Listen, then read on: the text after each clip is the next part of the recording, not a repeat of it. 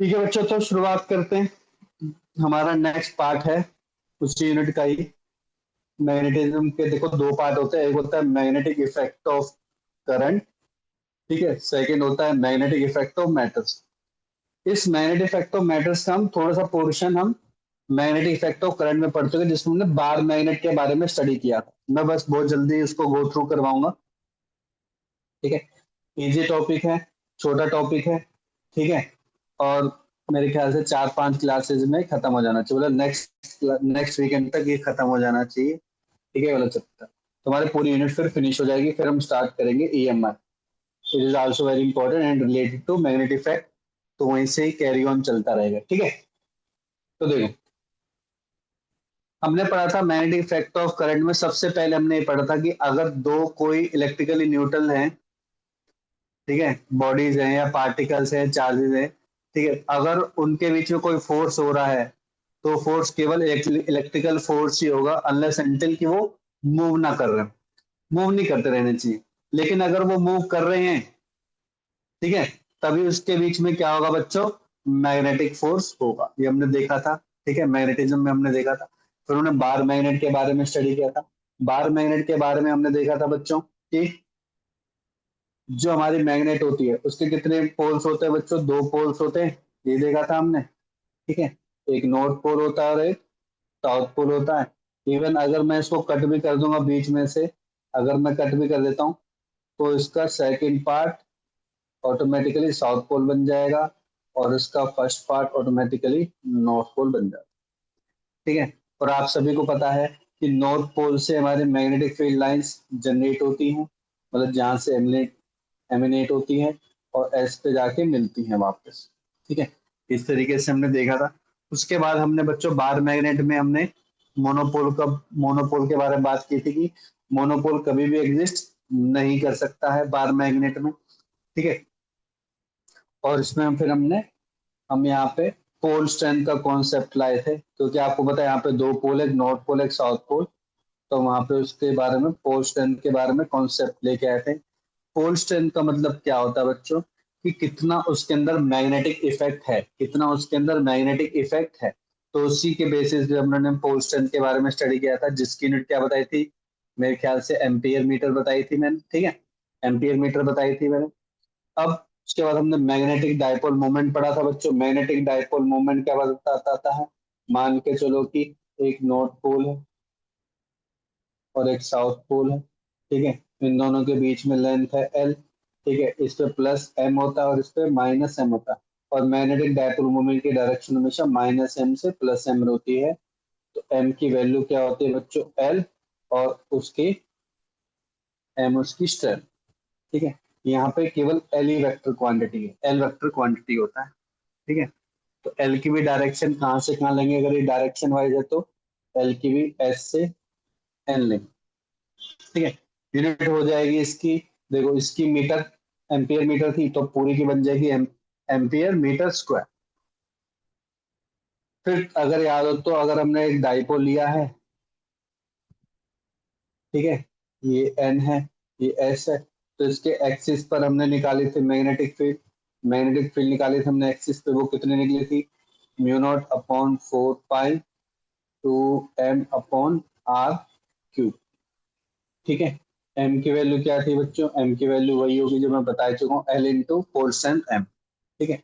Axial पे देखेंगे तो एक्सियल पे कितनी निकलती, सॉरी इक्वेटोरियल पे कितनी निकली थी, mu naught upon 4 pi M divide by R cube. कोई भी पॉइंट पर बोला गया था, कोई भी पॉइंट पर बोला गया था, तो बी की वैल्यू निकली थी mu naught upon 4 pi 1 - 3 cos square theta divide by R cube, और मेरे ख्याल से एम भी आता है। थीटा की वैल्यू 0 हो जाएगी तो 4 हो जाएगा, करेक्ट है, थीटा की वैल्यू 90, ठीक है, हाँ। देखो थीटा की वैल्यू 0 हो जाएगी तो इसे एक्सेल में चला जाएगा, इक्वेटोरियल हो जाएगी तो 90 चला जाएगा, तो ये एक्सेल पॉइंट, कोई भी एक्सेल और इक्वेटोरियल के बीच में कोई पॉइंट है, वहां पे हमने निकाला। अब क्या है, देखो, शायद हमने डिस्कस किया है नहीं किया, मान के चलो कि ऐसा भी क्वेश्चन आ सकता है, मान के चलो एक है एन, एक है एस, सिमिलरली बच्चों ऐसे ही क्या है, एक है एन, एक है एस। अब आपको पता है कि इसके जो magnetic effect, magnetic dipole moment होगा कहाँ से कौन सी डायरेक्शन में होता है, ये बताया था बच्चों मैंने। कौन सी डायरेक्शन में होता है, नॉर्थ माइनस से साउथ। प्लस है, तो इस डायरेक्शन में होता है ना। और इसकी कहाँ पे होगी सर, इसकी भी यहीं पे होगी। अभी दो वेक्टर क्वांटिटी हो गए, एम भी एक वेक्टर क्वांटिटी है, ये वाला एम भी वेक्टर क्वांटिटी। अब दो वेक्टर को जब हम एड ऑन करते हैं तो उसका रिजल्टेंट कहाँ बनता है बच्चों, उसके नीचे बनेगा रिजल्टेंट, वो भी उसी डायरेक्शन में बनेगा रिजल्टेंट। रिजल्टेंट एम जो बनेगा, और आपको पता है दो वेक्टर का एडिशन कैसे होता है, जो रिजल्टेंट वेक्टर होगा that will be equal to, let's suppose this one is m1, this one is m2, that will be called as m1 square plus m2 square plus 2m1 m2 cos theta. तो sir theta कहाँ से आ गया बच्चों, आपको पता theta angle होगा कोई भी दो बार मैग्नेट के बीच। ये ये था पूरा थोड़ा बार मैग्नेट का कॉन्सेप्ट था। अब हम अपने मेन टॉपिक पर आते हैं बच्चों, जो कि है magnetic dipole, sorry magnetic effect of matter. तो देखो एक्चुअली जो हम इसमें पढ़ने वाले बच्चों, हम इसमें एक्चुअली मॉलिक्यूल्स, एटम्स, मैटर्स, इसके बारे में थोड़ा सा देखने वाले हैं। ठीक है, तो आप सभी को पता है, आप सभी ने देखा है, आपने केमिस्ट्री में भी देखा है कि हमारा जो एटम्स होता है उसके बीच में न्यूक्लियस होता है और उसके चारों ओर इलेक्ट्रॉन्स क्या करते हैं बच्चों, रिवॉल्व करते हैं। इलेक्ट्रॉन्स क्या करते हैं, रिवॉल्व करते हैं। तो मैं बिल्कुल एक हाइड्रोजन एटम लेना चाहता हूँ। हाइड्रोजन के आउटर मोस्ट शेल में या एक ही सेल होता है, उसे कितने इलेक्ट्रॉन होते हैं, इसके में कितने इलेक्ट्रॉन होते हैं बच्चों हाइड्रोजन के, एक। कितने इलेक्ट्रॉन होते हैं ऑर्बिट में, एक इलेक्ट्रॉन होता है, तो ये एक इलेक्ट्रॉन है नेगेटिव। मान के चलो कि इस डायरेक्शन में ऐसे रोटेट कर रहा है, ऐसे रोटेट कर रहा है, रोटेट कर रहा है, कर रहा है, कर रहा है। अब मैं अगर मान लो कि एक इलेक्ट्रॉन के जैसे करंट फ्लो कर रहा है, तो मैं मानूंगा कि करंट की डायरेक्शन बच्चों ऐसी बन जाएगी, करंट की डायरेक्शन ऐसे बन जाएगी। करंट की डायरेक्शन मान के चलो इस डायरेक्शन में मैं मान के चला हूं। और अगर करंट की डायरेक्शन में ये ले लेता हूं, तो कहीं ना कहीं ये करंट लूप की तरह बिहेव कर रहा है। किसकी तरह बिहेव कर रहा है बच्चों, करंट लूप की तरह बिहेव कर रहा है। करंट लूप की तरह बिहेव कर रहा है। ठीक है, और कोई भी आपकी बॉडी है, ठीक है, या न्यूक्लियस है, न्यूक्लियस बॉडी है, उसके अंदर अगर मुझे मैग्नेटिक डायपोल मोमेंट निकालना है, किसी भी बॉडी का अगर मुझे मैग्नेटिक डायपोल मोमेंट निकालना है, तो लास्ट क्लास में हमने बहुत एक इंपॉर्टेंट रिजल्ट देखा था। हमने देखा था एम बाय एल क्या निकला था, याद है किसी को, एम बाय एल कितना निकला था बच्चों, याद है किसी को, M by L last class में किया था हमने, that was Q upon two, Q upon two हमने ये रिजल्ट निकाला था। ये सभी के लिए एप्लीकेबल है, कंडक्टिंग बॉडी के लिए भी है, नॉन कंडक्टिंग बॉडी के लिए, हर किसी के लिए एप्लीकेबल है M by L, M by L. अब देखो क्यू क्या है आपका, स्केलर क्वांटिटी, एम भी स्केलर क्वांटिटी, लेकिन एल और एम क्या होते हैं बच्चे, वेक्टर क्वांटिटी होते हैं। तो अगर मुझे किसी का भी, अगर मुझे मैग्नेटिक डायपोल मोमेंट निकालना है, तो I can directly use this formula. ये हो गया। अब एक चीज बताओ, हम क्या स्टडी कर रहे हैं, हम तो सर एटम को स्टडी कर रहे हैं, हाइड्रोजन लाइक एटम को स्टडी कर रहे हैं, जिसमें मैग्नेटिक डायपोल मोमेंट क्या होगा। देखो मैग्नेटिक डायपोल मोमेंट क्या होगा, क्यू का मतलब यहाँ पे क्या आ जाएगा बच्चों, चार्ज आ जाएगा। चार्ज को हम ई से रिप्रेजेंट करेंगे, एम को ले लो मास ऑफ इलेक्ट्रॉन ले लो, ठीक है, मास ऑफ इलेक्ट्रॉन ले लो। एल क्या होता है, आपने पढ़ा है एक ऑर्बिटल मैग्नेटिक मोमेंट होता है। या फिर मैं बोलूंगा कि अगर कोई इलेक्ट्रॉन मूव कर रहा है, तो केमिस्ट्री में पढ़ा होगा ऑर्बिट के अराउंड, तो उसका एक निकलता है एंगुलर मोमेंटम। याद है किसी को फॉर्मूला एंगुलर मोमेंटम का, याद है किसी को एंगुलर मोमेंटम का फॉर्मूला। Yes sir. MVR। हाँ जी बोलो बोलो क्या कह रहे हो। MVR sir. एमवीआर तो बच्चे इसमें हम यूज करते हैं ना, इसमें क्या यूज करते हैं, इलेक्ट्रॉन के इसमें मूवमेंट के होता लिए। है आई इंटू में ओमेगा स्क्वायर होता है शायद। इसमें होता है बच्चों एन एच अपॉन 2 पाई, अच्छा, एन एच अपॉन 2 पाई। फिर एन क्या रिप्रेजेंट करता है बच्चों, एन क्या रिप्रेजेंट करता है पता है किसी को? ऑर्बिट। एच है ऑर्बिट। Orbit, very good.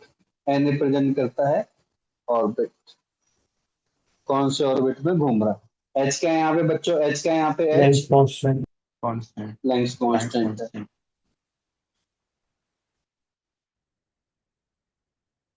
ठीक है, तो यही सबसे इंपॉर्टेंट फॉर्मूला निकल के आ रहा है। तो हमारे पास जो एम आता है, E N H upon 4 pi M. वैसे यहीं से याद करोगे इस तरीके से तो सही रहेगा, not directly use this formula. ये हो गया फॉर्मूला। ठीक है, तो इसको पता है क्या बोलते हैं बच्चों, उसको बोलते हैं बोहर मैग्नेट्रॉन। Bohr magnetron. तो ऐसा नहीं है, इसकी वजह से, इसके वजह से बच्चों हम कोई से भी ऑर्बिट पे मैग्नेटिक डाइपोल मोमेंट निकालते हैं, या फिर मैं उसको बोलूंगा ऑर्बिटल मैग्नेटिक मोमेंट। क्या बोलूंगा बच्चे इसको मैं, इसको यहाँ पे मैं बोलूंगा ऑर्बिटल मैग्नेटिक मोमेंट। तुम सर किसी भी ऑर्बिट में निकाल सकते हैं सर, आप बोलोगे एन की वैल्यू 1 पुट कर दो, आप बोलोगे एम की वैल्यू 1 पुट कर दो, तो बच्चे 1 के केस में एन की वैल्यू क्या हो जाएगी बच्चों, 1। तो उस केस में आ जाएगा E H upon 4 pi M E. ठीक है, आप बोलोगे सेकंड स्टेट पे निकालो, सेकंड ऑर्बिट में निकालो, तो 2 E H upon 4 pi M. इस तरीके से आप कोई से भी ऑर्बिट में निकाल सकते हैं। क्या ये बात क्लियर होगी सभी को? Clear everyone? Yes sir. Yes sir. ठीक है, अब तो मान के चलो वही है, बीच में न्यूक्लियस है ही। मैं थोड़ा डायरेक्शन पे थोड़ा देखना चाहता हूँ, और ऐसे इलेक्ट्रॉन मूव कर रहा है, ऐसे नेगेटिव इलेक्ट्रॉन है, मूव कर रहा है इस डायरेक्शन में, तो करंट की डायरेक्शन अपोजिट ही मानूंगा मैं, है ना, अपोजिट ही मानूंगा मैं। ये बहुत बहुत बहुत बहुत बहुत ही छोटा करंट होगा जिसको मैं मान रहा हूँ, जिसको हम लोकलाइज करंट बोलते हैं। लोकलाइज मतलब कि लोकल लेवल पर करंट फ्लो कर रहा है, बिल्कुल। ठीक है, लोकल लेवल पर करंट फ्लो कर रहा है। अब इसकी डायरेक्शन बताएगा कोई मैग्नेट, देखो याद करो, राइट हैंड थंब यूज करोगे करंट के डायरेक्शन पे, फिंगर मान लो करंट की डायरेक्शन कैसे है, क्लॉकवाइज है, तो थंब कहाँ बन रहा है, नीचे की तरफ बन रहा है ऊपर की तरफ बन रहा है बच्चों, देखो एक बार चेक करके बताओ, थंब की डायरेक्शन कहाँ बन रही है, ऊपर की तरफ नीचे की तरफ?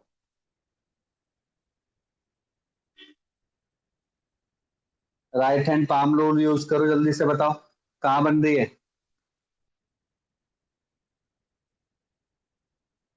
ऊपर।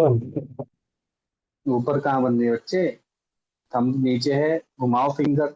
रेड वाले की रेड वाली देखनी, देखनी ब्लैक वाली देखनी है। रेड वाला तो इलेक्ट्रॉन का मूवमेंट है, हमें करंट वाला देखना होता है ना। तो करंट वाला सर। देखोगे तो हमारा डायपोल मूवमेंट किस डायरेक्शन में आ रहा है बच्चों, डाउनवर्ड आ रहा है। अगर मैं ये डीएल लेंथ ले लूं, ठीक है, अगर मैं डीएल लेंथ ले लूं और इसको रेडियस मान लूं, तो यहाँ पे मैग्नेटिक फील्ड डायरेक्शन कहाँ से होगी बच्चों, मैग्नेटिक फील्ड की डायरेक्शन, मैग्नेटिक फील्ड डायरेक्शन इस वाले, केवल इस वाले पोर्शन की वजह से कहाँ पे होगी बच्चों, ऊपर से नीचे होगी, ऐसे वो भी नीचे जाएगी। अगर मैंने इस वाले पोर्शन से देख लिया, तो अपने फिंगर देखो, फिंगर के हिसाब से जाएगी ऐसे, इस तरीके, ये भी डाउनवर्ड जाएगी, अपर, ऐसे फैलती रहती है ऐसे। तो देखोगे मैग्नेटिक फील्ड की डायरेक्शन भी नीचे की तरफ है, मैग्नेटिक फील्ड की डायरेक्शन भी कहाँ है बच्चों, नीचे की तरफ। जहां एम की डायरेक्शन है वहीं मैग्नेटिक फील्ड की भी डायरेक्शन।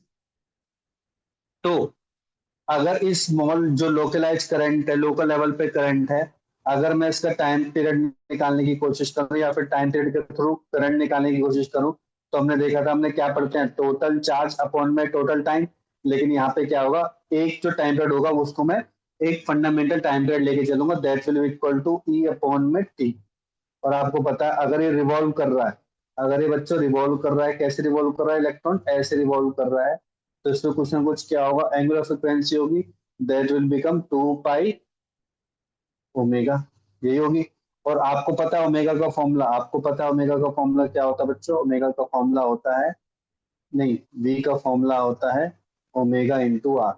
ओमेगा क्या बन जाएगा बच्चों? V by R. तो किसी भी तरीके से वो क्वेश्चन पूछ सकता है, आपको सारे फॉर्मूले पता होने चाहिए। ये आ गया, उल्टा तो नहीं बता दिया? Omega is equal to V upon are,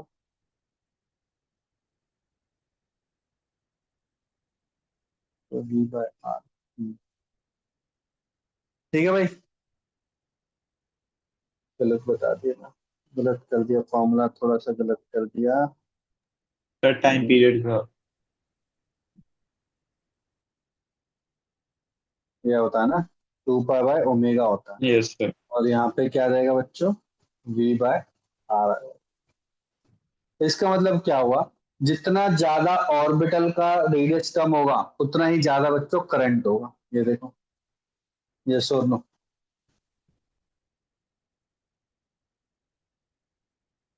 clear हो गया बच्चों यहाँ तक? ये और नो? यस ये सर। बेसिक लेवल है। इस पे जो क्वेश्चन आएंगे आपके मैक्सिमम, आपके इसी पे ही आ सकते हैं। तो ये दो फॉर्मूले बस पता होने चाहिए, तो हम बहुत बार यूज भी कर चुके हैं। ठीक है, बेसिक बेसिक फॉर्मूला है, इनको आपको पता होना चाहिए।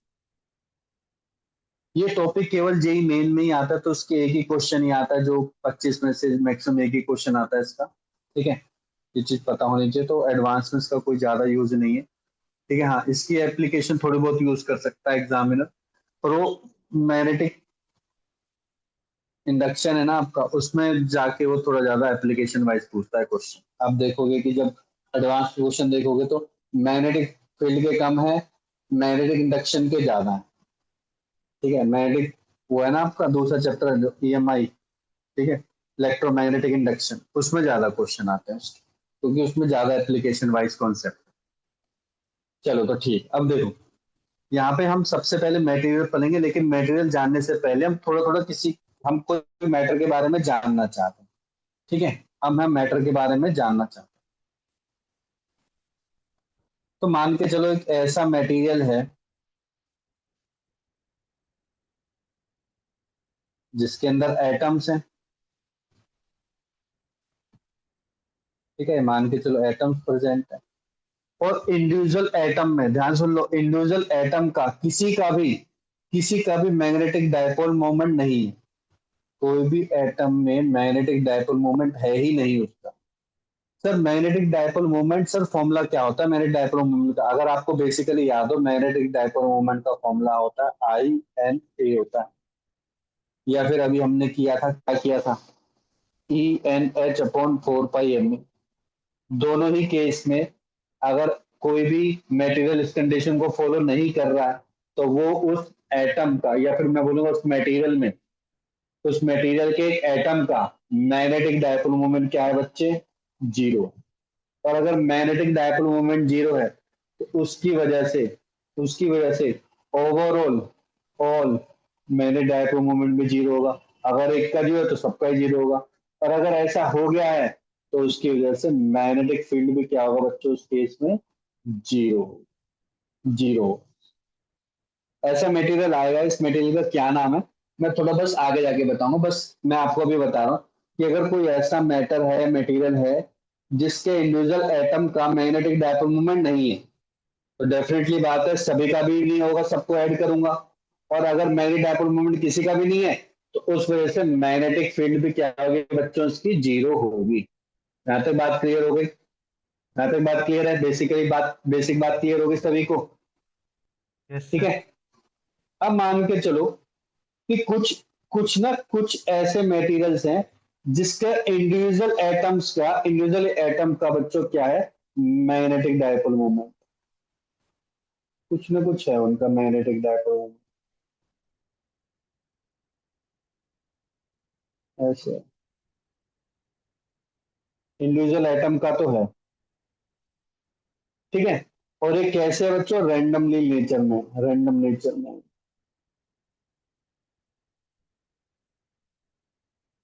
तो देखा गया अगर कोई एक सिंगुलर एटम का मैग्नेटिक डायपोल मोमेंट जीरो नहीं है, लेकिन ऑन एन एवरेज चेक किया गया, ऑन एन एवरेज चेक किया गया, एवरेज केस में, ऑल केस में मेरे डायपोल मूवमेंट जीरो हो जाएगा। तो ये क्या है, रैंडम नेचर में, रैंडम नेचर में तो कुछ किस अगर मान के चलो जैसे ये वाला पार्ट है, इसका एक कंपोनेंट वर्टिकली पॉजिटिव डायरेक्शन में होगा, एक बच्चा हॉरिजॉन्टली पॉजिटिव डायरेक्शन में होगा, ऐसे दूसरे वाला है, ठीक है, उसका वर्टिकली डाउनवर्ड में, हॉरिजॉन्टली नेगेटिव साइड में, तो आपस में कट कर जाएंगे नहीं। तो देखा गया कि ऑन एन एवरेज पूरा का पूरा मैग्नेटिक डायपोल मूवमेंट उस मटेरियल का जीरो माना जाएगा, ठीक है, और उसकी वजह से मैग्नेटिक फील्ड भी उस पर क्या होगी बच्चों, जीरो होगी। उसकी खुद की मैग्नेटिक फील्ड क्या होगी, खुद की, या मैं बोलूंगा, अगर मैं बोलूं यहाँ पे मुझे लिखना चाहिए वैसे एक इंटरनल वर्ड और डाल देना चाहिए, आप भी डाल दो, इंटरनल मैग्नेटिक फील्ड उस मटेरियल की जीरो है, उस मटेरियल की जीरो होगी, ठीक है। ये बेसिक दो चीजें होगी, इन्हीं दो चीजों को अभी आज मैं बताऊंगा अभी, ठीक है, अभी बताऊंगा मैं, तो आपको और अच्छे से क्लियर हो जाएगा, अभी बस बेसिक आइडिया दे रहा, ठीक है। अब इसी के बेसिस पे देखा गया, इसी के बेसिस पे बच्चों फराडे ने एक एक्सपेरिमेंट किया जिसको बोलते हैं Faraday law of induction. Faraday, वैसे हम पढ़ेंगे इसको, बस थोड़ा सा हमें बस टच करना है इसको, Faraday, Faraday law of induction. इसमें क्या देखा गया, मान के चलो यहाँ पे एक करंट लूप है, मान के चलो एक करंट लूप है, कोई करंट नहीं फ्लो कर रहा है इसके अंदर, कुछ भी करंट फ्लो नहीं कर रहा, और आपका यहाँ पे क्या है बच्चे, एक मैग्नेट है जो कि यहाँ पे एस है, यहाँ पे क्या है बच्चों, एन है। तो आपको पता है कि ये क्या प्रोड्यूस करेगा, मैग्नेटिक फील्ड लाइन प्रोड्यूस करेगा। तो मैग्नेटिक फील्ड लाइन कैसे जाएंगे बच्चों इसके अंदर, मैग्नेटिक फील्ड लाइन बच्चों ऐसे जाएंगे, कुछ लाइन सीधी सीधी होंगी और ज्यादातर लाइन क्या होंगी बच्चों, ऐसे पास पास से निकलेंगे, ऐसे पास पास से निकलेंगे, इस तरीके से होंगे, ठीक है।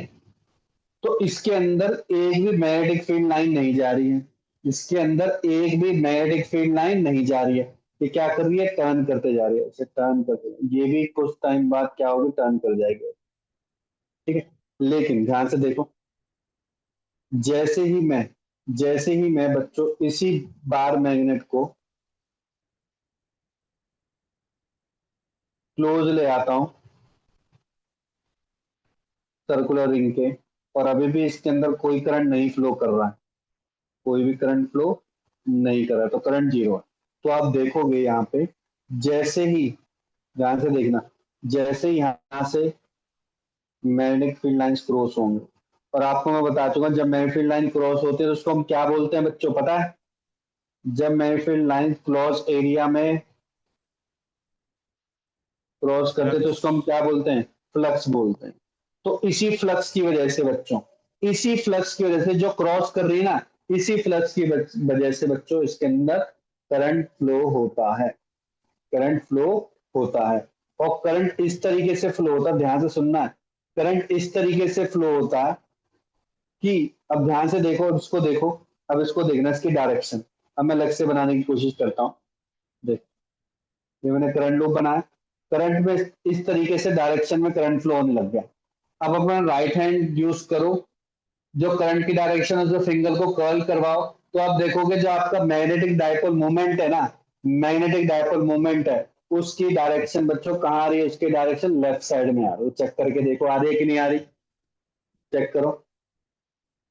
और अगर आपकी magnetic dipole movement left side में आ रही है ना, तो आपको, आपने पढ़ रखा है कि हम एक रिंग को किससे रिप्लेस कर सकते हैं, हम एक रिंग को एक बार मैग्नेट से भी रिप्लेस कर सकते हैं। और अभी हमने डायरेक्शन पढ़ा कहाँ से कहाँ होती है, सब साउथ से नॉर्थ होती है, तो ये नॉर्थ होगा, ये साउथ होगा, इसका मतलब कि ये डायरेक्शन ये वाली, हम इससे इसको रिप्लेस कर सकते हैं। क्या ये बात क्लियर हो गई, ये बात क्लियर हुई कि नहीं हुई, यस तो मैं सर। दोबारा बता रहा हूँ, दोबारा बता रहा हूँ, जब बार मैग्नेट बहुत ज्यादा दूर था, जिसके अंदर कोई करंट नहीं फ्लो कर रहा था, ठीक है, तो उसकी वजह से कुछ भी फ्लक्स भी प्रोड्यूस नहीं हो रहा था। लेकिन जैसे ही आपकी जो मैग्नेटिक फील्ड लाइन है एक क्लोज लूप से गई, चाहे क्लोज लूप कुछ भी हो, स्क्वायर हो, सर्कुलर हो, कुछ भी हो, उसमें करंट फ्लो होने लग गया। और करंट इस तरीके से फ्लो होता है, ये तो हम आगे जाके डिटेल में पढ़ेंगे क्यों होता है ऐसे। करंट इस तरीके से फ्लो हो रहा है कि उसके अंदर क्या हो रहा है बच्चों, जो मैग्नेटिक फील्ड लाइन प्रोड्यूस हो रही है उस खुद की, खुद की जो मैग्नेटिक फील्ड लाइन प्रोड्यूस हो रही है वो अपोजिट लाइन में हो रही है। देखो हो रही है कि नहीं हो रही।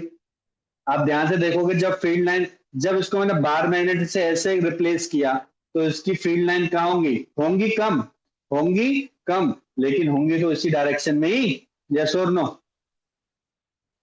इसी डायरेक्शन में ही होंगी। तो अगर मैं इसको यहाँ पे ब्लैक से रिप्लेस कर दूं, यहाँ पे एन है और यहाँ पे एस है, तो ये आपस में एक दूसरे को क्या करेंगे बच्चों, कट करेंगे। आपस में एक दूसरे को क्या करेंगे बच्चों, कट करेंगे। और कट करने से क्या होगा, आउटसाइड में, यहाँ पे आउटसाइड में, outside between magnet and circular coil, उसमें क्या हो जाएगा, मैग्नेटिक फील्ड लाइन रिड्यूस हो जाएंगी। Magnetic field lines will be reduce, या मैं सिंपल बोलूं, बी आपकी क्या हो जाएगी बच्चों, मैग्नेटिक फील्ड रिड्यूस हो जाएगी, मैग्नेटिक फील्ड रिड्यूस हो जाएगी। क्यों हुई सर, क्यों हो रही है, अभी बताया ना, करंट इस तरीके से फ्लो हो रहा है कि इसमें नॉर्थ पोल आपका लेफ्ट हैंड साइड बन गया, तो यहां से निकलेंगी, ये यहां से आ रही है, तो एक दूसरे को क्या करेंगे बच्चों, कट करेंगे। सर में आ गया, सर में आ गया बच्चों। Yes sir. अब एक चीज बताओ, ध्यान से देखो, ये नॉर्थ पोल है और ये नॉर्थ पोल है, क्या मैं बोल सकता हूं कि मैग्नेट और करंट कॉइल आपस में क्या करेंगे बच्चों, ये रिपेल करेंगे, रिपेल करेंगे। क्या करेंगे, रिपेल करेंगे। बताओ, पहले तो तुम करंट फ्लो इसके अंदर करवा रहे थे जबरदस्ती, और रिपेल भी करवा रहे हो, रिपेल भी करवा रहे हो, बिल्कुल हो रहा है, क्या था, रिपेलिंग हो रही है इसके अंदर। और यही तो एडवांटेजेस होते हैं, जब रिपेल करेगी तो मोशन होगी, मोशन की वजह से तो मोटर, एसी जनरेटर, ये सब आगे जाके देखेंगे आप, ये सारी चीजें देखेंगे, इन्हीं का ही तो एडवांटेज उठाएंगे। डिसएडवांटेज नहीं है, एडवांटेज ही है। रिपेल की वजह से मोशन में आएंगी, मोशन में आएंगी तो मतलब फोर्स जनरेट हो रहा है, फोर्स की वजह से मोशन में आएंगी। इस तरीके से ये बेसिक कॉन्सेप्ट हमने देखा फैराडे लॉ इंडक्शन में। ठीक है, इसको हम थोरोली, ठीक है, इसके बाद ही जो टॉपिक चल रहा है इसके बाद ही हम स्टडी करेंगे, फिर आप देख पाओगे और अच्छे। तो फिर यहां से शुरुआत होती है बच्चों, मेजरली फिर यहीं से शुरुआत होती है, ये हमारा बेसिक कॉन्सेप्ट था, यहां से शुरुआत होती है सब्सटेंस की। तो मेजरली 4 टाइप के सब्सटेंस होते हैं, जिसमें से हम आज 2 टाइप के सब्सटेंस पढ़ेंगे। पहला पढ़ेंगे बच्चों डायमैग्नेटिक सब्सटेंस, डायमैग्नेटिक सब्सटेंस, या मटेरियल भी बोल सकते हो सब्सटेंस की जगह, और मटेरियल्स। ठीक है, डायमैग्नेटिक सब्सटेंस, डायमैग्नेटिक मटेरियल वो होते हैं जिसके अंदर जो एटम्स होते हैं ना, इंडिविजुअल एटम पर जीरो मैग्नेटिक डायपोल मूवमेंट होता है। सिर्फ जीरो तो हमने सुना था, कहाँ सुना था सर, यहाँ सुना था। इसका मतलब कि ये कैसा मटेरियल है, ये कैसा मटेरियल है बच्चों, ये डायमैग्नेटिक मटेरियल है। क्यों है मैं डायमैग्नेटिक मटेरियल, क्योंकि इसके हर एक एटम पर जीरो मैग्नेटिक डायपोल मूवमेंट है। हर एक एटम पर क्या है बच्चों, जीरो मैग्नेटिक डायपोल मूवमेंट है। तो लिख लो, इन दिस सब्सटेंस और मटेरियल, इन दिस सब्सटेंस और material, each atom has each atom has zero magnetic dipole movement. क्या होता है बच्चों, इसके अंदर जीरो मैग्नेटिक डायपोल मूवमेंट होता है। और इसके कुछ मटेरियल आपके नाम पता होने चाहिए, जो कि हैं, ये याद रखने चाहिए आपको, वैसे copper, zinc, bismuth, silver, gold, ठीक है, NaCl, H2, ये सारे के सारे क्या है बच्चों आपके, सारे के सारे मटेरियल किसके बने हुए हैं, डायमैग्नेटिक मटेरियल के बने। क्लियर हो गया यहां तक, क्या बात क्लियर हो गई सभी को। बस अगर मैं सिंपल एक बेसिक क्वेश्चन पूछो, डायमैग्नेटिक मटेरियल क्या होंगे, आप सिंपल बोलो वो मटेरियल जिसके हर एक एटम पर जीरो मैग्नेटिक डायपोल मूवमेंट, बात खत्म। ठीक है सर, तो मान के चलते हैं, मान के चलते हैं बच्चों कि ये एक मटेरियल है, ठीक है, इसके एटम्स हैं, और एटम्स में कोई भी मैग्नेटिक डायपोल मोमेंट इसका नहीं है। तो m क्या है बच्चों इसका, एटम का भी 0 है और ओवरऑल का भी, ऑल भी क्या है बच्चों 0। ठीक है, तो इसके वजह से मैग्नेटिक फील्ड क्या होगी बच्चों, इसकी वजह से मैग्नेटिक फील्ड क्या होगी, आप बोलोगे सर मैग्नेटिक फील्ड तो 0 होगी। तो ये वाला तो सर डायमैग्नेटिक मटेरियल को रिप्रेजेंट कर रहा है बच्चों, बिल्कुल डायमैग्नेटिक मटेरियल को रिप्रेजेंट कर रहा है। तो लेकिन अब ध्यान से देखो, अगर मैं इसको मैग्नेटाइज कर दूं, मैग्नेटाइज का मतलब क्या होता है बच्चों, अगर मैं इसके पास से बार मैग्नेट ले आऊं या कोई भी सोलेनोइड ले आऊं, बस मैग्नेटिक फील्ड लाइंस से इसको एक्सपोज करवा दूं, बस मैग्नेटिक फील्ड लाइन से इसको क्या करवा दूं, एक्सपोज करवा दूं, उसको ही क्या बोलते हैं बच्चों, मैग्नेटाइज करवाना। ठीक है, तो मैं बार मैग्नेट लेके आ रहा हूँ, सोलेनोइड भी लेके आऊंगा अभी, पहले मैं बार मैग्नेट ले आऊं, बार मैग्नेट लेके आया, यहाँ पे है एस, यहाँ पे है एन, इसी सेम मटेरियल को लेके आया, इसी सेम मटेरियल को लेके आया, और आपको बताया मैग्नेटिक फील्ड लाइन क्या करती है, बार मैग्नेट क्या करता है, सब मैग्नेटिक फील्ड लाइन प्रोड्यूस करता है, किस डायरेक्शन में करेगा, इस डायरेक्शन। अब मैं ऐसे नहीं बनाऊंगा, बनाने को तो लो बना दो, ऐसे भी बना दो लो, ठीक है, इस तरीके ऐसे जाएगा। ठीक है, अब होगा क्या, ध्यान से सुनो, इसके बाद होगा क्या, जैसे ही डायमैग्नेटिक सब्सटेंस आपका एक्सपोज में आ जाएगा बार मैग्नेट के, ठीक है, तो उसमें क्या होगा, जो एटम थे ना, एटम एटम थे, एटम्स के अंदर क्या होते हैं बच्चों, इलेक्ट्रॉन्स होते हैं, इलेक्ट्रॉन्स क्या करने लग जाएंगे, अपने ही ऑर्बिट में घूमने लग जाएंगे, अपने ही ऑर्बिट में क्या करने लग जाएंगे बच्चों, घूमने लग जाएंगे।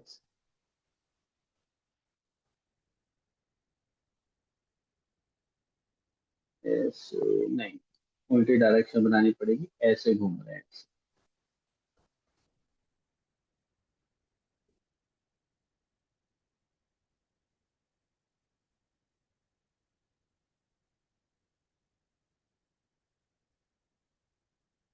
अब बताओ, जब ये घूमेंगे तो इनके घूमने की वजह से क्या होता है बच्चों, इलेक्ट्रॉन के मोशन की वजह से क्या होता है बच्चों, इलेक्ट्रॉन के करंट मोशन की वजह से क्या होता है, करंट प्रोड्यूस होता है। लेकिन यहाँ पे बच्चों देखो, एटम अपने ऑर्बिट में तो घूम रहा है, तो इसलिए इसको बोलता है बच्चों लोकेलाइज करंट। क्या मैंने उसमें बैटरी लगा रखी है, याद करो, जब बैटरी करता है तभी तो इलेक्ट्रॉन एक पोजिशन से दूसरी पोजिशन पे जाते हैं, यस और नो। लेकिन इलेक्ट्रॉन तो अपने ऑर्बिट में घूमने लग गया, पहले शांत बैठा हुआ था, अपने ही आसपास के एरिया में घूमने लग गया, जिसकी वजह से क्या होगा, इस करंट को क्या बोलते हैं बच्चों, लोकेलाइज्ड करंट बोलते हैं। क्या बोलते हैं बच्चों, लोकेलाइज, अपने लोकल एरिया में घूम रहा है, लोकलाइज्ड, लोकेलाइज्ड करंट। और अभी तक मैंने इसको एक्सपोजर कर रहा है, और जैसे मैं एक्सपोज करूंगा ना, अभी मैंने समझाया था कि अगर कोई भी एक ऑर्बिट क्रिएट कर देता है और उस ऑर्बिट की वजह से, उस ऑर्बिट की वजह से क्या होता है बच्चे, अपने ऑर्बिट में रिवॉल्व करता है, तो उसकी वजह से एक मैग्नेटिक डायपोल मूवमेंट आ जाता है। तो इसका मतलब हर एक एटम का मैग्नेटिक डायपोल मूवमेंट आ जाएगा। यस बच्चों, हर एक उसका एटम का मैग्नेटिक डायपोल मूवमेंट आ जाएगा। और सर अगर हर एक एटम का मैग्नेटिक डायपोल मूवमेंट आ जाए तो उसके नीचे डायग्राम बनाना है, इसके नीचे डायग्राम बनाना है, या फिर मैं नेक्स्ट पेज पे ले जाता हूँ। तो उस केस में क्या होगा देखो, अब उस केस में क्या होगा,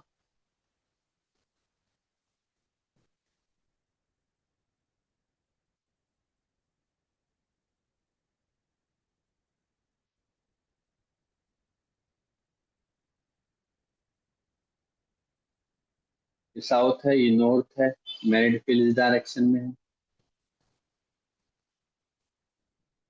ठीक है, तो हर एक एटम किसकी तरह बिहेव करेगा बच्चों, हर एक atom small small bar magnet की तरह बिहेव करेगा।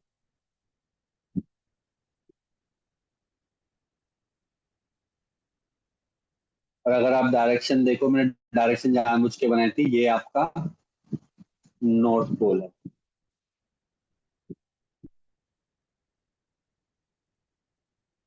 इसका मतलब कि ध्यान से समझो, ध्यान से समझना, दोबारा बता रहा हूँ।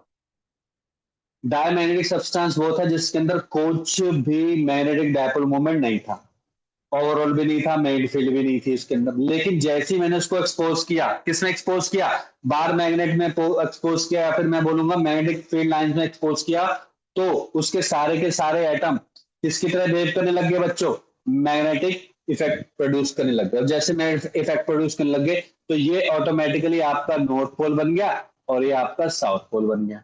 और जैसे ही आपका लेफ्ट हैंड साइड वाला नॉर्थ पोल बन गया, और आपको पता है नॉर्थ पोल के बनने की वजह से बच्चों ये क्या करेगा, ये इस डायरेक्शन में आपका फील्ड प्रोड्यूस करेगा। इस डायरेक्शन में आपके बच्चों क्या करेगा बच्चों, फील्ड प्रोड्यूस करेगा इस डायरेक्शन। सर ये जो फील्ड प्रोड्यूस कर रहा है इसको मैं इंटरनल फील्ड बोल दूं, यस सर। और जो ये वाली है इसको मैं एक्सटर्नल फील्ड बोल दूं, बिल्कुल करेक्ट। ये आपकी कौन से बच्चों, एक्सटर्नल फील्ड। यहां तक बात क्लियर हो गई, यहां तक बात बच्चों क्लियर हो गई। अब ध्यान से देखो, ये नॉर्थ है और साउथ है, तो इन दोनों के बीच में कैसा फोर्स होगा, आप बोलोगे सर इन दोनों के केस में रिपेलिंग फोर्स होगा। और यहाँ पे ओवरऑल मैं बोलूंगा मैग्नेटिक फील्ड टोटल कितना हो जाएगा बच्चों, टोटल टोटल हो जाएगा बच्चों बी एक्सटर्नल जो कि राइट साइड में है, माइनस बी इंटरनल जो कि लेफ्ट साइड में। ऑफ कोर्स सी बात है, ऑफ कोर्स सी बात है, क्योंकि इतने छोटे छोटे अमाउंट ऑफ करंट फ्लो कर रहे हैं ना, उसकी वजह से जो मैग्नेटिक फील्ड प्रोड्यूस होगी वो बहुत बहुत बहुत ज्यादा छोटी होगी, बट कुछ ना कुछ तो प्रेजेंट हो रही है ना। डेफिनेटली आप बोलोगे sir B external is very larger than B internal, but still produce तो कर रहा है ना। यही खास बात है डायमैग्नेटिक सब्सटेंस। बात क्लियर होगी सभी को बच्चों, बात क्लियर होगी, डायमैग्नेटिक सब्सटेंस के बारे में पता चल गया। तो मैं आपसे पूछूंगी क्या है, आप सिंपल बोलोगे वो मटेरियल है जिसके अंदर, जिसके अंदर क्या है बच्चों, जीरो मैग्नेटिक डायपोल मूवमेंट है, अनलेस अनटिल, जब तक उसके ऊपर मैग्नेटिक फील्ड अप्लाई ना कर दी जाए, जब तक उसके अंदर मैग्नेटिक फील्ड अप्लाई ना कर दी जाए, जब तक उसको मैग्नेटिक इफेक्ट के थ्रू एक्सपोज ना कर दिया जाए, तब तक उसके अंदर मैग्नेटिक डायपोल मूवमेंट क्या रहेगा बच्चों, जीरो रहेगा। लेकिन यहां तक बना लिए सभी ने डायग्राम, डायग्राम बना लिए सभी ने। Yes, sir. तो लिख लो डायमैग्नेटिक सब्सटेंस, वैसे इसको यहाँ पे लिखना चाहिए बच्चों, यहाँ पे इसको लिखना चाहिए डायमैग्नेटिज्म, डाय, यहाँ पे लिखो मैग्नेटिज्म, इसके बारे में लिखो। Diamagnetism is, diamagnetism is intrinsic या इंटरनल, मतलब इंटरनल होती है। Diamagnetism is intrinsic property of material, diamagnetism is intrinsic property of material. It is generated due to, it is generated due to mutual interaction between, it is generated due to mutual interaction between applied magnetic field, bracket में लिख लेना due to bar magnet, applied magnetic field due to, bracket में due to bar magnet, and orbital motion of electron, and orbital motion of electron, उसकी वजह से होगा। यहां तक क्लियर हो गया बच्चों। Yes, sir. तो सर इसका यूज कहाँ पे कर सकते हैं बच्चों, सोचो इसका यूज कहाँ पे कर सकते हैं। अब सोचो ये काम क्या कर रहा है एक्चुअल में, कोई बताएगा एक्चुअल में काम क्या कर रहा है, थोड़ा सोच के बताओ ये क्या काम कर रहा है, थोड़ा सोचो।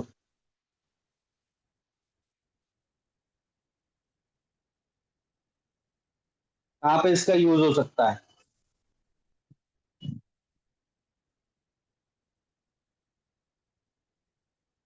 आपने देखा यहाँ पे, आपने खुद देखा कि जो एक्सटर्नल मैग्नेटिक फील्ड थी उसको उसने कम कर दिया, उसने क्या कर दिया बच्चों, उसको कम कर दिया।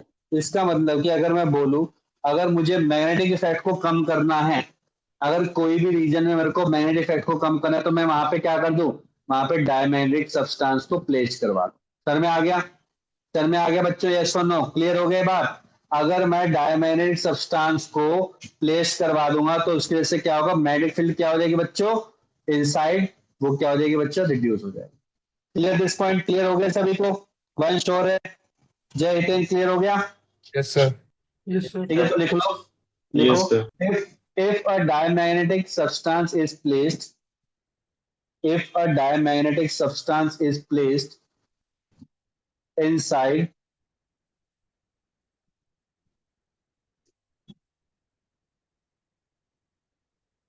inside meaning placed around, placed around magnetic field, placed around magnetic field,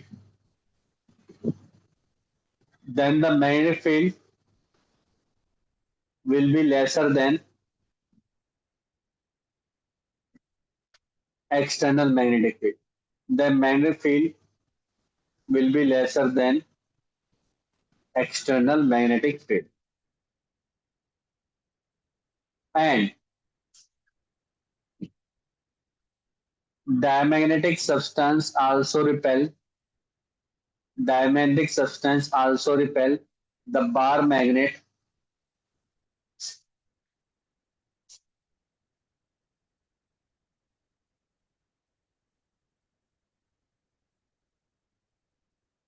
therefore repelling the external magnetic field. तो यहीं से इसकी बच्चों एप्लीकेशन आ गई, जिसको हम बोलते हैं बच्चों लेविटेशन, मैग्नेटिक लेविटेशन बोलते हैं इसको, मैग्नेटिक लेविटेशन। आप ही बताओगे इसकी एप्लीकेशन क्या होगी? लेविटेशन।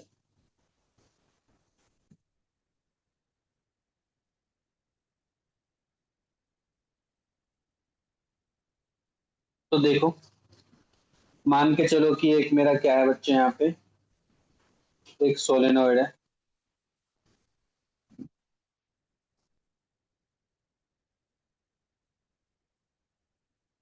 इसके ऊपर मैंने वायर को क्या किया बच्चों, बाउंड किया है इसे।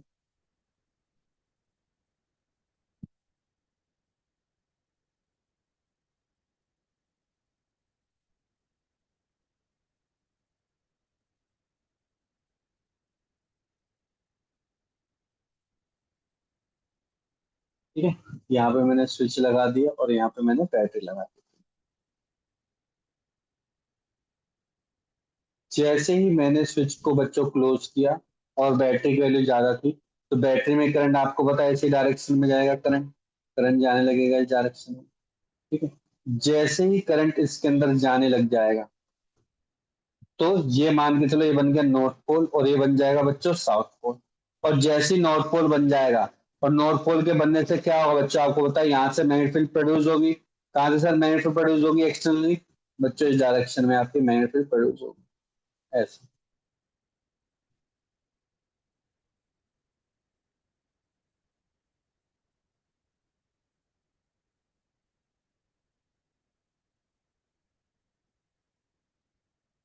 और सर मैग्नेटिक फील्ड की वैल्यू ज्यादा कब हो सकती है? मैग्नेटिक फील्ड की बच्चों ज्यादा या फिर इसकी स्ट्रेंथ ज्यादा कब हो सकती है? जैसे जैसे मैं वोल्टेज को बढ़ाता रहूंगा, मतलब करंट को बढ़ाता रहूंगा, तो मैग्नेटिक फील्ड स्ट्रेंथ क्या होती रहेगी बच्चों? बढ़ जाएगी। ठीक है, ऐसे बढ़ गई।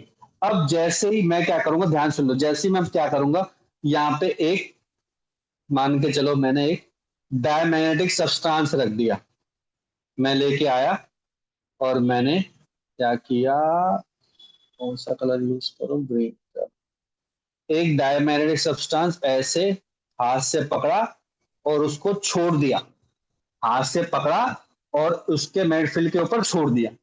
जैसे ही मैं छोड़ूंगा, ध्यान सुन लो, जैसे ही मैं छोड़ूंगा तो आप पता है इसका ये क्या है बच्चों आपका, आप बोलोगे सर ये डायमैग्नेटिक है, डायमैग्नेटिक है। इस डायमैग्नेटिक प्रॉपर्टी की वजह से क्या होगा, डायमैग्नेटिज्म की वजह से क्या होगा कि यहाँ पे इनके बीच में एक फोर्स जनरेट होगा। क्या जनरेट होगा बच्चों? फोर्स। और वो फोर्स क्या काम करेगा, एक दूसरे को रिपेल करेगा। अब आपको पता है, इसको तो मैंने थोड़ा हल्का सा रखा है ना, लाइट मटेरियल का रखा है डायमैग्नेटिज्म, तो ये बहुत जल्दी ऊपर की तरफ जाएगा, जिसका हम इस तरीके से फोर्स प्रोड्यूस करेंगे कि यहाँ पे जो इसका mg फोर्स है ना, ग्रेविटेशन फोर्स है, उसकी वैल्यू से थोड़ा ज्यादा प्रोड्यूस कर सके, उसकी वैल्यू से थोड़ा ज्यादा। तो हम हल्का सा मटेरियल यूज किया बस चेक करने के लिए, हल्का सा मटेरियल यूज किया चेक करने, तो आप देखोगे ऐसे हवा में लटका रहेगा, नीचे नहीं आएगा, हवा में लटका रहेगा। इसका मतलब कि क्या रहेगा बच्चों, लिफ्ट अप रहेगा, लिफ्ट अप रहेगा। किसकी वजह से लिफ्ट अप हो पा रहा है बच्चों? मैग्नेटिक फील्ड की वजह से, मैग्नेटिक फील्ड की वजह से, इस वजह से। बात समझ में आ गई? बात समझ में आई बच्चों, यस और नो? तो ये तो हमने कॉन्सेप्ट पढ़ा था रिपेलिंग का।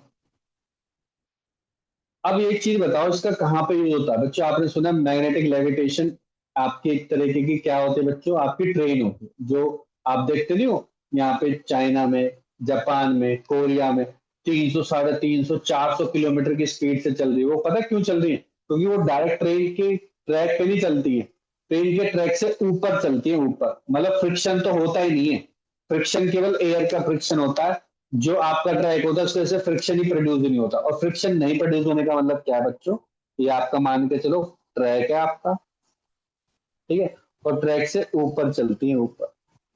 सर ये कैसे चलती है, यही सेम कॉन्सेप्ट से ये क्या करते हैं, बहुत ही ज्यादा अमाउंट में, पर इलेक्ट्रिसिटी का बहुत ज्यादा यूज होता है, लेकिन बहुत ज्यादा अमाउंट में क्या करते हैं बच्चों, करंट प्रोड्यूस होने से मैग्नेटिक फील्ड प्रोड्यूस करेंगी, और उस मैग्नेटिक फील्ड की वजह से बच्चों ये एक अपोज डायरेक्शन में फोर्स प्रोड्यूस करेंगे।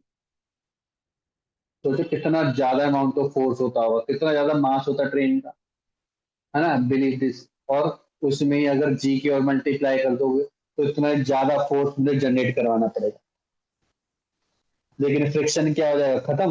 फ्रिक्शन के खत्म होने से 300-350 स्पीड, मतलब कि आप 1 घंटे में कोई भी दूसरी जगह पे जयपुर पहुंच सकते हो, 2-3 घंटे में मुंबई पहुंच सकते हो, 3 घंटे में कहीं भी पहुंच सकते हो। सोचो ये स्पीड है train, because of magnetic levitation. Sir में आ गया, सर में आ गया बच्चों। तो लेविटेशन का मतलब होता है suspend freely in air.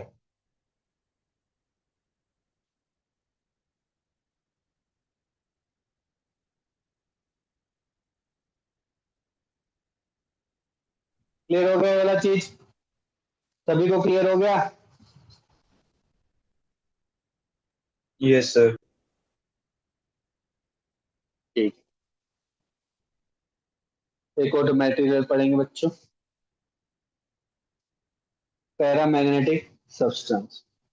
शौर्यवंश Lavanya सन में आ रहा नहीं आ रहा। आ रहे सर।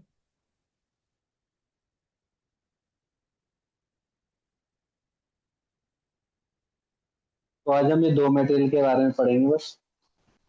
सर पैरामैग्नेटिक सब्सटेंस क्या है, तो मैंने आपको एक दूसरा मटेरियल भी बताया था, याद है, ऐसा मटेरियल जिसके हर एक एटम के पास मैग्नेटिक डायपोल मूवमेंट है, ओवरऑल चाहे जीरो है, ओवरऑल क्या है बच्चों, जीरो है, लेकिन हर एक एटम, इंडिविजुअल एटम के पास एक मैग्नेटिक डायपोल मूवमेंट है। तो लिख लो, substance in which each atom has some magnetic dipole moment. Each atom has some magnetic dipole moment. Example के तौर पर एफयू, ठीक है, टाइटेनियम,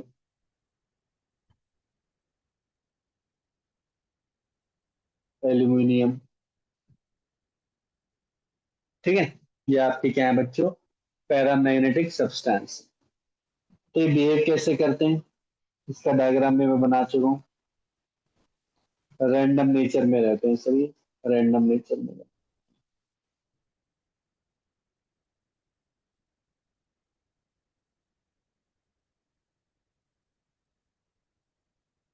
रैंडम नेचर में रहते हैं। तो इंडिविजुअल एटम पर तो क्या है, नॉन जीरो है, लेकिन ओवरऑल कितना है बच्चों, ओवरऑल कितना है बच्चों, जीरो। और इस ओवरऑल की वजह से इसका अब तक मैग्नेटिक इंटरनल फील्ड कितनी है बच्चों, जीरो। मैग्नेटिक फील्ड क्या होगी बच्चों, अभी तक जीरो। पर हमें क्या करना पड़ेगा, हमें बच्चों इसको एक्सपोज करवाना पड़ेगा, हमें अप्लाइड करनी पड़ेगी मैग्नेटिक। तो उसकी वजह से क्या होगा पहले समझते हैं, उसकी वजह से होगा क्या। तो मैं डायग्राम बाद में बनाऊंगा, पहले समझते हैं। समझो कि ये क्या आ रही है बच्चों, एक्सटर्नल मैग्नेटिक फील्ड आ रही है, ध्यान से समझना है, पहले समझ लेते हैं। बी एक्सटर्नल आ रही है, इस तरीके से ही आएगी। और मैंने पहले वाला ले लिया एटम, तो पहले वाला एटम है जो, उसका मैग्नेटिक डायपोल मोमेंट इस तरीके से है, एम। अब फील्ड लाइन एक तो होगी नहीं, बहुत सारी होगी, और ऐसा हम कॉन्सेप्ट पढ़ चुके हैं। अगर फील्ड लाइन इस डायरेक्शन में है, ठीक है, फील्ड लाइन आपकी इस डायरेक्शन में है, और वो थीटा बना रही है, एंगल कितना बना रही है बच्चों, थीटा एंगल बना, तो क्या होगा यहाँ पे, पता क्या होगा, पढ़ चुके हम, क्या होगा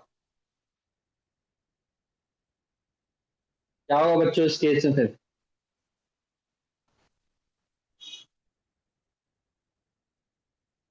हाँ भी वंश, क्या होगा इस केस में,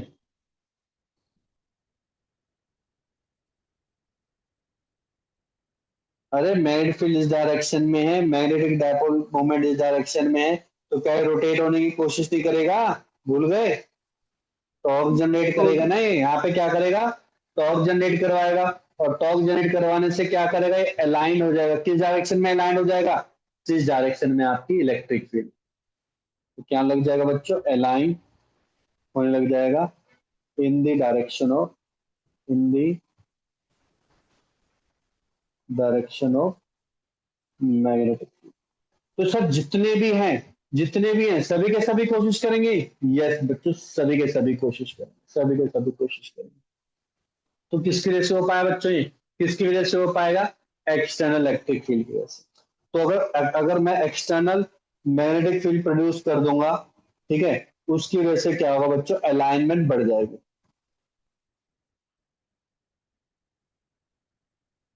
अगर मैं और ज्यादा कर दूंगा तो और ज्यादा अलाइनमेंट हो जाएगी, पहला पॉइंट। दूसरा पॉइंट, सर मान के चलो कि अगर इस आसपास एक्सटर्नल इन्वायरमेंट में उसका टेम्परेचर ज्यादा है, तो सर इसका क्या इफेक्ट पड़ता है, तो ध्यान से देखो। आपको पता है टेम्परेचर जब भी बढ़ता है तो रैंडम नेचर लाता है बच्चों, क्या लाता है वो, रैंडमनेस लाता है। कोई भी एटम में रैंडमनेस इंक्रीज कर देता है, और रैंडमनेस की वजह से क्या होगा बच्चों, अलाइनमेंट क्या हो जाएगी, डिक्रीज हो जाएगी। अलाइनमेंट क्या हो जाती है बच्चों, डिक्रीज। तो अगर मुझे अलाइनमेंट बढ़ानी है, ठीक है, अगर मुझे एटम में मैग्नेटिक डायपोल मोमेंट के अलाइनमेंट बढ़ाने, तो या तो मैं क्या करूंगा, टेम्परेचर के इफेक्ट रिड्यूस कर दूंगा, लेकिन इससे बहुत ज्यादा फर्क तो नहीं पड़ेगा, बट यस थोड़ा सा अलाइनमेंट बढ़ जाएगी। लेकिन अगर मुझे बहुत हाईली अलाइनमेंट में चाहिए, तो मुझे एक्सटर्नल मैग्नेटिक फील्ड तो अप्लाई करना ही पड़ेगा। कई बार सबको क्लियर हो गई, कई बार सबको क्लियर हो गई बच्चों, यस और नो। इसी इसी प्रॉपर्टी को हम बोलते हैं बच्चों पैरामैग्नेटिज्म। इसी प्रॉपर्टी को क्या बोलते हैं, पैरा मैग्नेटिज्म।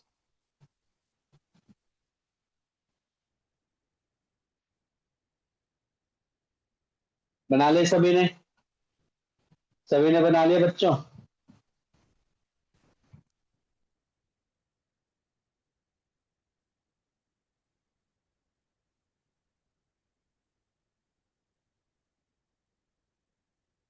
तो मान के चलो पहले क्या था बच्चों, पहले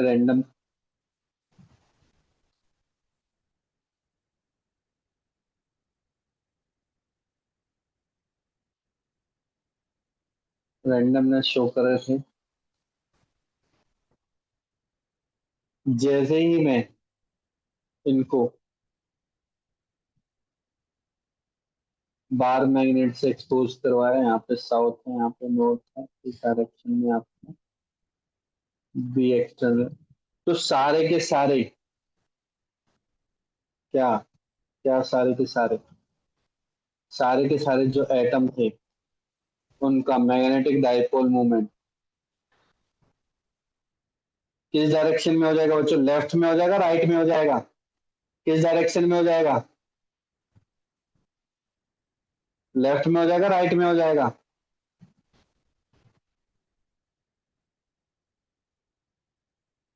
आवाज नहीं आ रही क्या मेरी, हितेन देखिए जय मैं क्या पवन, किस डायरेक्शन में चला जाएगा, सारे के सारे एटम्स की डाइपोल मोमेंट किस डायरेक्शन में चली जाएगी,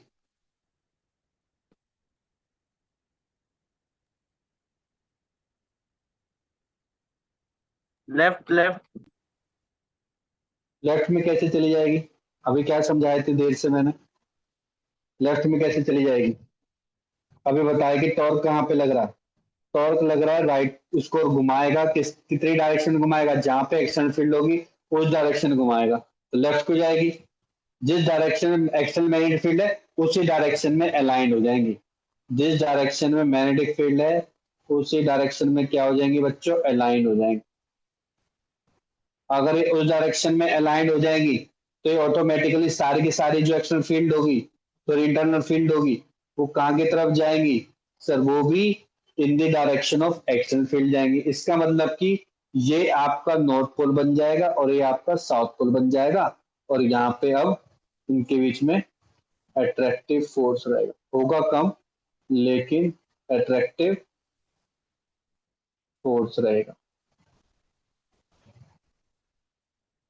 तो जो टोटल होगी, टोटल या फिर नेट मैग्नेटिक फील्ड होगी, वो किसके बराबर होगी बच्चों, बी एक्सटर्नल के प्लस बी इंटरनल। ये बात क्लियर होगी सभी को? ये तो हमें पता है कि एक्सटर्नल फील्ड डेफिनेटली बहुत ज्यादा Yes, होगी sir. किससे, बी इंटरनल से, पर होगा यही। हो गया बस।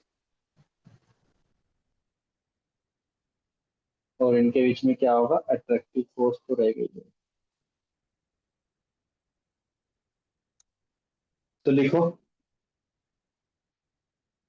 Eight very high value of external magnetic field, at very high value of external magnetic field, at very high value of external magnetic field, all the magnetic dipoles, all the magnetic dipoles will align, all the magnetic dipoles will align along external magnetic field, external magnetic field, and this situation is known as, and this situation is known as, जब सारे के सारे line हो जाएंगे, अब कोई जरूरत ही नहीं पड़ेगी, तो उस सिचुएशन में हम क्या बोलते हैं बच्चों, मैग्नेटिकली सैचुरेटेड हो गया, सैचुरेशन हो गया वहां, अब तो मोशन ही नहीं हो रहा, सब कुछ टॉर्क और सब जीरो हो चुका है, तो उस केस बोलेंगे this situation is known as magnetically saturated, magnetically saturated हो चुका है।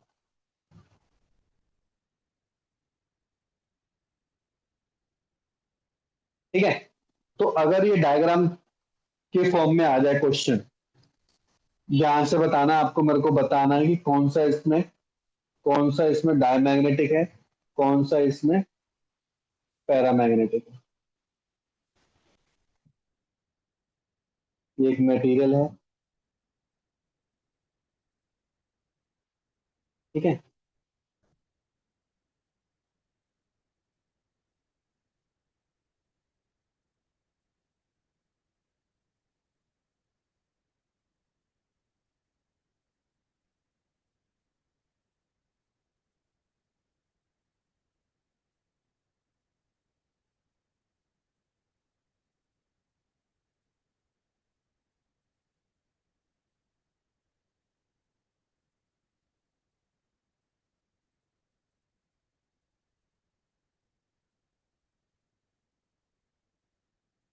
डायरेक्शन भी बनाएंगे।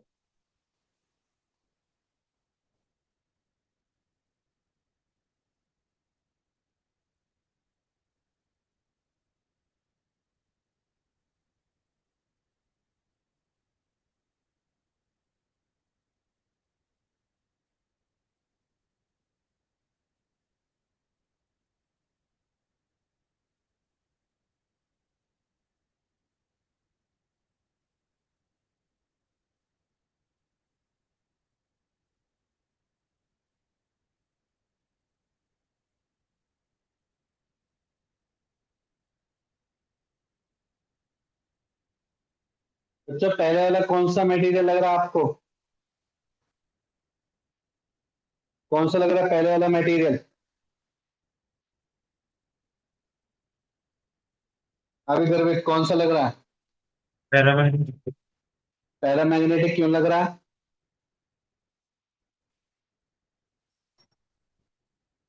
क्यों लग रहा है बच्चे पैरामैग्नेटिक, पैरामैग्नेटिक से लग रहा है ना, क्योंकि ज्यादा magnetic field action, total net कितनी हो गई, सिर्फ बी एक्शन जितनी थी इसकी, उससे भी ज्यादा इंटरनल भी जनरेट कर रहा है, तो ये कौन सा होगा बच्चों, पैरामैग्नेटिक हो। समझ में नहीं आएगा थ्योरी, इतनी टफ थी क्या? सर वो बीच में सुना नहीं था, क्लास लीव हो गई थी। और ये क्या करे, देखो एक्सटर्नल बहुत ज्यादा इंटरनल बहुत कम है, तो कौन सा बन गया बच्चों, डायमैग्नेटिक। हाँ भी वंश, लवन्या, हितेन, तुम्हें नहीं समझ में आया क्या?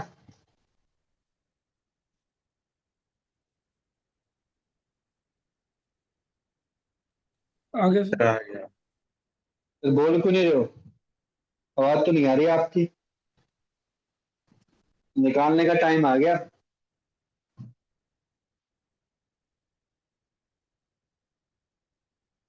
अब देखो, यहाँ पे आता बच्चों intensity of magnetisation.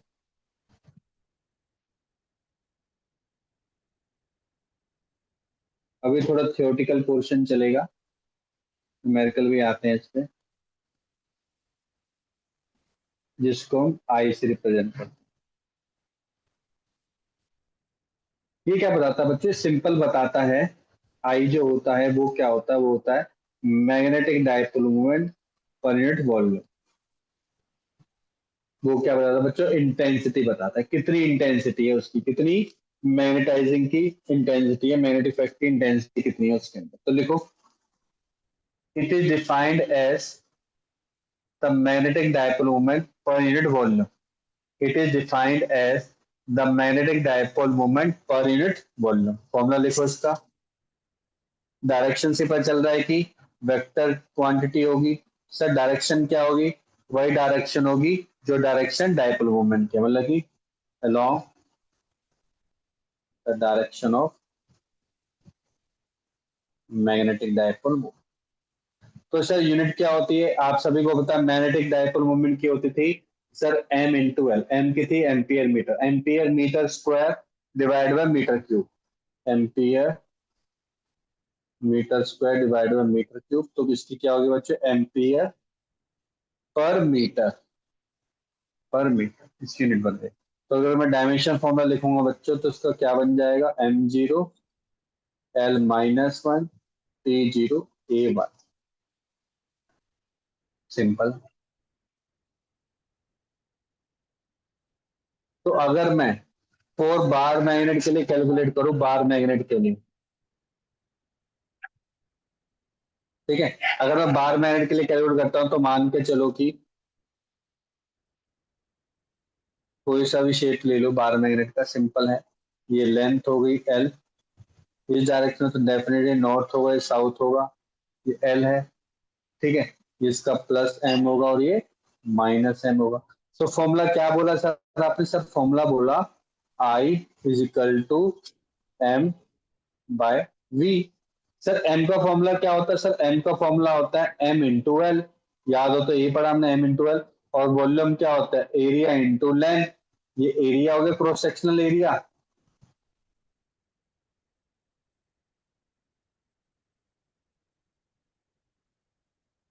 Into L जो लेंथ है, एल से एल कट गया तो बचा क्या, इंटेंसिटी। इंटेंसिटी बचा बच्चों एम अपॉन, ये मैग्नीट्यूड वाइज आप निकाल सकते हो, मतलब कि fold strength upon area, fold strength upon sir area से भी आप थोड़ा निकाल सा सकते रिपीट कर दो, आपकी वॉइस क्रैक सी हो रही है। हो। कट रही है क्या मेरी बात बच्चों? सर बीच बीच में कट रही है। इंटेंसिटी ऑफ मैग्नेटाइजेशन क्लियर हो गया, magnetic dipole moment per unit volume है, ठीक है बच्चों। मुझे बार मैग्नेट का निकालना, तो बार मैग्नेट का फॉर्मूला बन गया एम अपॉन वी। एम क्या है बच्चों, एम इंटू एल है। और वी क्या है आपका बच्चों, यहाँ पे वी क्या है आपका, वी है वॉल्यूम। अगर वी वॉल्यूम है बच्चों आपका, तो ये वॉल्यूम क्या होता है, एरिया इंटू लेंथ होता है, तो एल से एल कट गया, ये बन गया बच्चों fold strength upon area. Fold strength upon cross sectional area,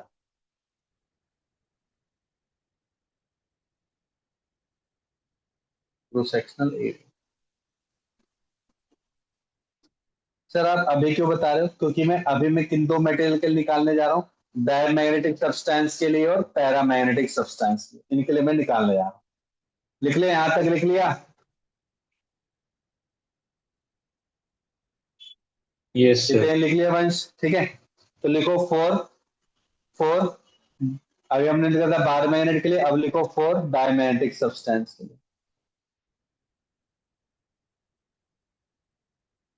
अब डायमैग्नेटिक सब्सटेंस के लिए भी तभी निकालेंगे जब मैं यहाँ पे एक्सटर्नल एक्सटर्नल मैग्नेटिक फील्ड दूंगा। तो मैंने यहाँ पे एक्सटर्नल मैग्नेटिक फील्ड दिया, लेकिन आपको पता है कि इंटरनल फील्ड कहाँ पे जनरेट होगी बच्चों, राइट में होगी कि लेफ्ट में होगी डायमैग्नेटिक के लिए? हाँ भाई गर्वित, लेफ्ट में होगी कि राइट में डायमैग्नेटिक के लिए? इंटरनल, इंटरनल मैग्नेटिक फील्ड कौन सी डायरेक्शन में होगी, लेफ्ट में कि राइट में? हितेन, कौन सी डायरेक्शन में होगी? सर मैं बोलूँ? बताओ। सर राइट में। कितने बेशरम बच्चे हो, बेशरम बेशरम बेशरम बेशरम बेशरम। पढ़ते नहीं हो बिल्कुल, ध्यान जीरो है, जीरो। 10 बार करवा चुका हूं। मैग्नेटिक फील्ड को रिड्यूस करता है, तो जो उसकी इंटरनल होगी, जो इंटरनल होगी वो अपोजिट डायरेक्शन में होगी। पैरामैग्नेटिक बताने लग जाते तो डायमैग्नेटिक को पैरामैग्नेटिक बताओगे, पैरामैग्नेटिक को डायमैग्नेटिक बताओगे। आराम से करो, ठंड होके पढ़ो।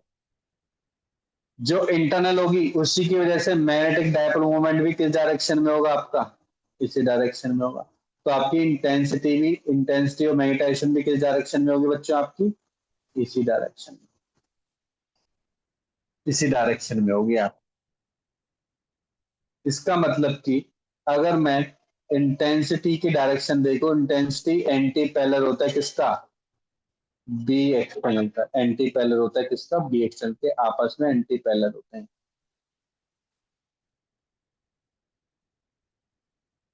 समझ में आ गया? हाँ जी बच्चों, समझ में आ गया, यस और नो? Yes sir. ठीक है। और अगर मैं किसके लिए बनाऊं, पैरामैग्नेटिक। पैरामैग्नेटिक के लिए,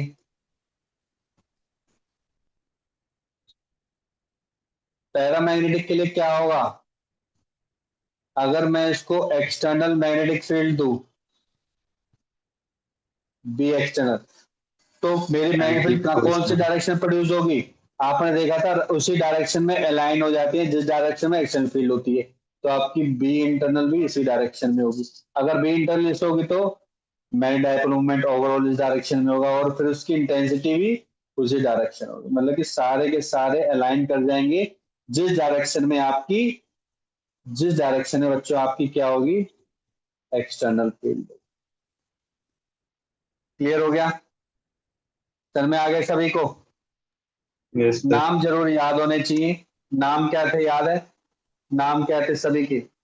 कॉपर, FeO2, नहीं कॉपर तो उसका था ना, डायमैग्नेटिज्म का था, हाँ डायमैग्नेटिज्म था। टाइटेनियम किसका था, पैरामैग्नेटिज्म। एल्यूमिनियम किसका था, पैरामैग्नेटिज्म।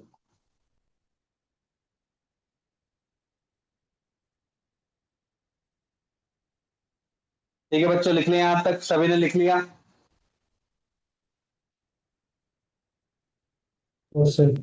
Yes sir. ठीक है। तो ये देखा गया। अब एक चीज बताओ, अगर मैं इंटेंस, अगर जो आपकी इंटरनल फील्ड है, इंटरनल फील्ड, वो इंटेंसिटी ऑफ मैग्नेटाइजेशन के ऊपर डिपेंड है या फिर intensity of magnet B internal के ऊपर डिपेंडेंट होगी, तो एक्सपेरिमेंटली देखा गया कि जो आपकी इंटरनल मैग्नेटिक फील्ड है ना, वो डिपेंड करती है किसके ऊपर बच्चों, इंटेंसिटी ऑफ मैग्नेटाइजेशन। तो जितनी ज्यादा उसकी इंटेंसिटी रहेगी, और इंटेंसिटी किसके ऊपर डिपेंड है, सर इंटेंसिटी तो आप बता चुके, इंटेंसिटी होता है मैग्नेटिक डायपोल मोमेंट के ऊपर। इसका जितना मैग्नेटिक डायपोल मोमेंट उतनी इंटेंसिटी, और जितनी इंटेंसिटी उतना भी इंटरनल। ये तो हम पहले भी पढ़ चुके हैं। बस पर ये पता होना चाहिए फॉर्मूला वाइज, जो कि होता है म्यू नॉट आई के बराबर होता है। म्यू नॉट आई, और म्यू नॉट क्या होता है बच्चों, mu naught permeability of free space. कितनी वैल्यू होती है इसकी,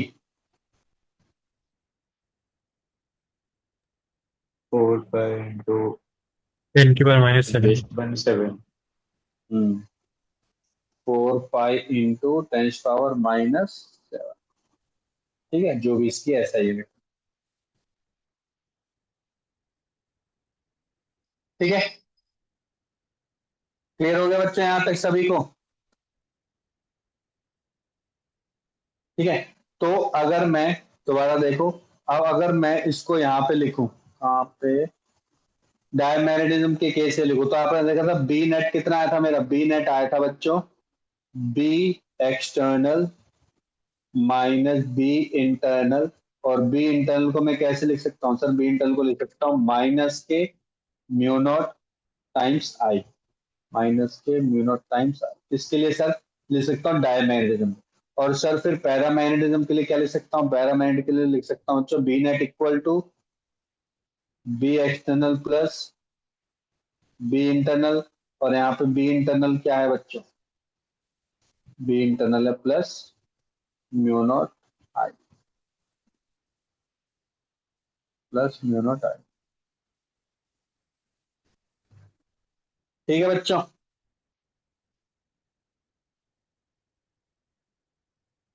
तो आज की क्लास यहीं तक ही Yes, खत्म sir. करते हैं। नेक्स्ट क्लास में हम पढ़ेंगे बच्चों, नेक्स्ट क्लास में पढ़ेंगे, एक तो हम पढ़ेंगे मैग्नेटिक इंटेंसिटी और बाकी मटेरियल के बारे में स्टडी करेंगे।